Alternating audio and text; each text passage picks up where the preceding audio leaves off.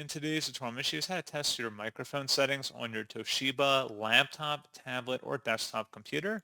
So this should hopefully be a pretty straightforward process here, guys. And without further ado, let's go ahead and jump straight into it. So all you have to do is open up the search menu and type in settings. Best result should come back with settings here. Go ahead and open that up. On the left panel, you want to select system, and then on the right side, go down and select sound. And then scrolling down underneath input, select your microphone device. And then scrolling down again underneath input settings, select the start test button next to microphone test, and then select stop test once you're done running that or checking it. You only have to run it for a few seconds.